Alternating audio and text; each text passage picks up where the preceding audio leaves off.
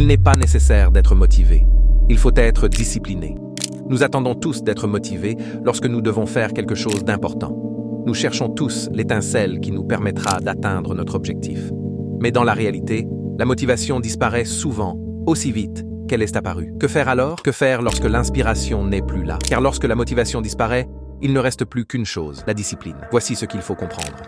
La motivation est un sentiment. La discipline est un choix. La discipline n'est pas quelque chose qui va et vient. La discipline est votre choix, chaque jour. Et celui qui fait ce choix gagne. Prenons l'exemple de Cristiano Ronaldo. Il n'est pas devenu le meilleur joueur du monde parce qu'il était spécial. Il est devenu le meilleur parce qu'il a choisi la discipline tous les jours. Pas seulement à l'entraînement, pas seulement pendant les matchs. Il l'a choisi dans les moments où personne ne l'observait. Quand Ronaldo était adolescent, il était maigre et on le qualifiait de faible, mais c'était sa force. Il ne prêtait pas attention aux rires, aux critiques.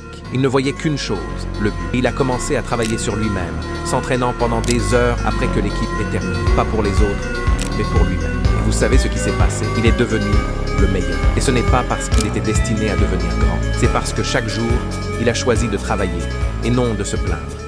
Il travaillait quand les autres se reposaient. Il a fait ce que les autres ne pouvaient pas faire. Et le résultat? Il est devenu une légende. Et qu'est-ce qui nous empêche d'avancer de la même manière? Pourquoi abandonnons-nous si souvent? Pourquoi la discipline nous est-elle étrangère? La réponse est simple. Nous recherchons tous le réconfort. Nous cherchons la facilité. Mais la facilité ne donne pas de résultat. La facilité ne nous rend pas forts.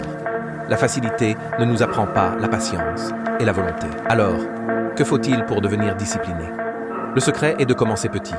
Commencez par une petite habitude, un petit pas. N'essayez pas de tout changer d'un coup. N'essayez pas d'être parfait en un jour. Commencez par une petite action. Répétez-la chaque jour. Et vous verrez comment ces petits pas s'accumulent pour former quelque chose de grand. Deuxième règle, éliminez les excuses.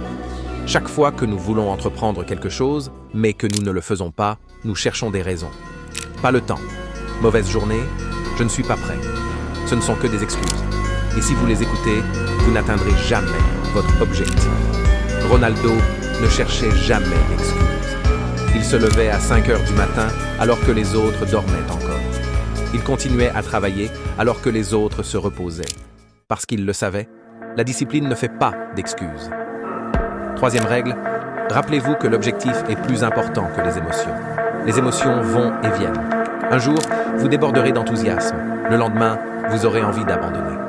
Mais ce ne sont pas les émotions qui mènent au succès, ce sont les objectifs. Vous devez vous souvenir de votre objectif dans les moments de faiblesse. Vous devez vous rappeler pourquoi vous avez commencé.